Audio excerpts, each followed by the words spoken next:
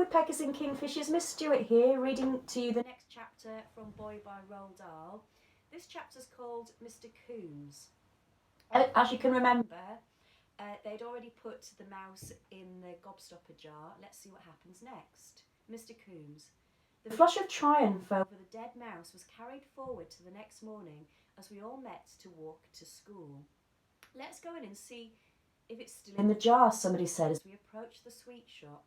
Don't, Thwaite said firmly. It's too dangerous. Walk past it as though nothing's happened. As we came level with the sweet shop, we saw the cardboard notice hanging on the door, closed. We stopped and stared. We had never known the sweet shop to close at this time in the morning, even on Sundays. What's happened? We asked each other. What's going on? We pressed our faces against the window and looked inside. Mrs. Cratchit was nowhere to be seen. Look, I cried, the gobstopper jar's gone. It's not on the shelf. There's a gap where it used to be. It's on the floor, someone said. It's smashed to bits and there's gobstoppers everywhere. There's the mouse, someone else shouted. We could see it, the huge glass jar smashed to smithereens, with a dead mouse lying in the wreckage and hundreds of many-coloured gobstoppers littering the floor. She got such a shock when she grabbed hold of the mouse that she dropped everything, someone was saying. But why didn't she sweep it all up and open the shop, I asked. Nobody answered me. We turned away and walked towards the school. All of a sudden we had begun to feel slightly uncomfortable. There was something not quite right about the shop being closed. Even Thwaite was unable to offer a reasonable explanation. We became silent. There was a faint scent of danger in the air now. Each one of us had caught whiff of it. Alarm bells were beginning to ring faintly in our ears. After a while, Thwaite broke the silence. She must have got one heck of a shock, he said. He paused. We all looked at him, wondering what wisdom the great medical authority was going to come out with next.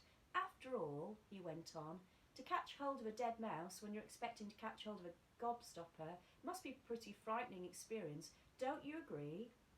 Nobody answered him. Well now, Thwaite went on, when an old person like Mrs. Cratchit suddenly gets a very big shock, I suppose you know what happens next. What? We said. What happens? You ask your father, Thwaite said. He'll tell you. You tell us, we said. It gives her a heart attack, Thwaite announced. Her heart stops beating and she's dead in 5 seconds. For a moment or two my own heart stopped beating. Thwaite's fingers pointing at me and said darkly, I'm afraid you've killed her. Me? I cried. Why just me? It was your idea, he said. And what's more, you put the mouse in. All of a sudden, I was a murderer. At exactly that point, we heard the school bell ringing in the distance and we had to gallop the rest of the way so as we were not to be late for prayers. Prayers were held in an assembly hall. We all perched in rows on wooden benches while our teachers sat up on the platform in armchairs facing us. The 5 of us scrambled into our places just as the headmaster marched in, followed by the rest of the staff. The headmaster is the only teacher at Llandaff Cathedral School that I can remember, and for a reason you will soon discover. I can remember him very clearly indeed. His name was Mr. Coombes, and I have a picture in my mind of a great giant of a man with a face like ham and a mass of rusty-coloured hair that sprouted in a tangle all over the top of his head. All grown-ups appear as giants to small children, but headmasters and policemen are the biggest giants of them all and acquire a marvellously exaggerated stature. It is possible that Mr. Coombes was a perfectly normal being, but in my memory he was a giant, a tweed-suited giant who always wore a black gown over tweeds and a waistcoat under his jacket. Mr. Coombes now proceeded to mumble through the same old prayers we had every day, but this morning, when the last Amen had been spoken, he did not turn and lead his group rapidly out the hall as usual. He remained standing before us, and it was clear that he had an announcement to make. The whole school is going out to line up in the playground immediately, he said. Leave your books behind and no talking. Mr. Coombes was looking very grim. His hammy pink face had taken on a dangerous scowl, which only appeared when he was extremely cross and somebody was for the high jump. I sat there small and frightened among the rows and rows of other boys. And to me, at that moment, the headmaster with his black gown draped over his shoulder was like a judge at a murder trial. "He's after the killer," Thwaites whispered to me. I began to shiver. "I'll bet the police are already here," Thwaites went on, "and the Black Maria's waiting outside." As we made our way out to the playground, my whole stomach began to feel as though it was slowly filling up with swirling water. "I'm only 8 years old," I told myself. "No boy of 8 years old has ever murdered anyone. It's not possible." Out in the playground on the warm, cloudy September morning, the deputy headmaster was shouting, "Line up in forms, 6th form over there, 5th form next to them. Spread out, get on with it. Stop talking, all of you." Thwaites and I and the other 3 friends were in the 2nd form, the lowest but one, and we lined up against the red brick wall of the playground, shoulder to shoulder. I can remember that when every boy in the school was in place, the line stretched around to the 4 sides of the playground. About 100 small boys together, aged between 6 and 12, all wearing identical grey shorts and grey blazers and grey stockings and black shoes. "Stop that talking," shouted the deputy head. "I want absolute silence." But why, for heaven's sake, were we in the playground at all, I wondered? And why were we all lined up like this? It had never happened before. I half expected to see 2 policemen come in, bounding out of the school to grab me by my arms and put handcuffs on my wrists. A small door led out from the school onto the playground. Suddenly it swung open, and through it, like the angel of death, strode Mr. Coombes, huge and bulky in his tweed suit and black gown, and beside him, believe it or not, right beside him, trotted the tiny figure of Mrs. Cratchit herself. Mrs. Cratchit was alive! The relief was tremendous. "She's alive," I whispered to Thwaites, standing next to me. "I didn't kill her." Thwaites ignored me. "We'll start over here," Mr. Coombes said to Mrs. Cratchit. He grasped her by one of her skinny arms and led her over to where the 6th one was standing.